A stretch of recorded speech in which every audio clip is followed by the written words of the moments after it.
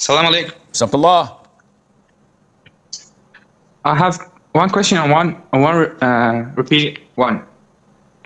First of all, Sheikh, I have a sin and got it more to more, and I can't get away from it. But I can't. How can this sin is in the youth age?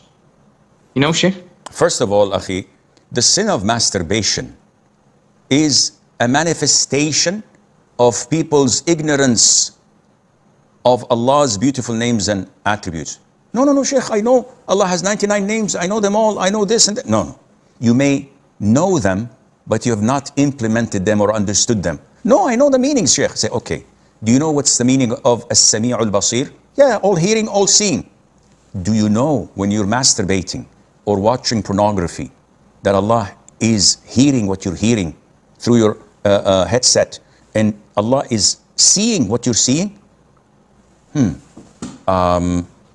can't say no, because then you become a kafir. And if you say, yes, I know that Allah is watching and hearing what I'm watching and listening to, then how is it that you know that Allah is a Sami' al-Basir and you're involved in this shameful sin? Oh, Sheikh, I can't help myself. I'm too weak. No, you're not. This is your test from Allah. You're an adult. You're not a child. When you go to answer the call of nature, should I take your hand and go with you? No, Sheikh, I'm an adult. I have to lock the door. Okay. Likewise, here is your test. This is the line you must not cross. If you do cross it, you're going to pay the price.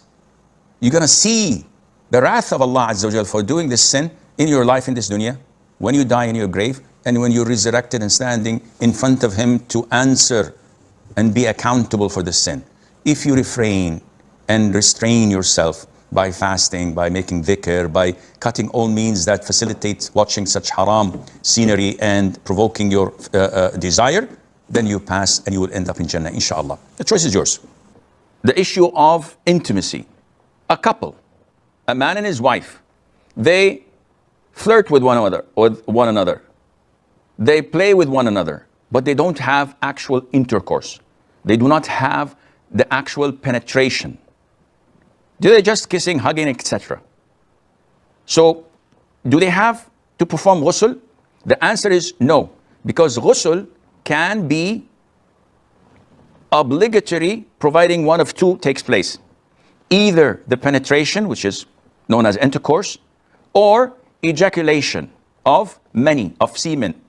So, if a person ejaculates, man or woman, while intimacy or alone or nocturnal emission or whatever, as long as there is ejaculation, ghusl becomes mandatory. He cannot pray, she cannot pray, or touch the Qur'an or read the Qur'an.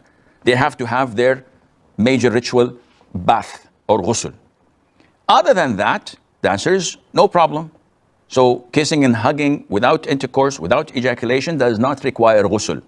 However, if there resulted out of that prosthetic fluid, which is natural, known as madhi, in this case, they have to wash the affected area and their private parts and to perform wudu, but not ghusl.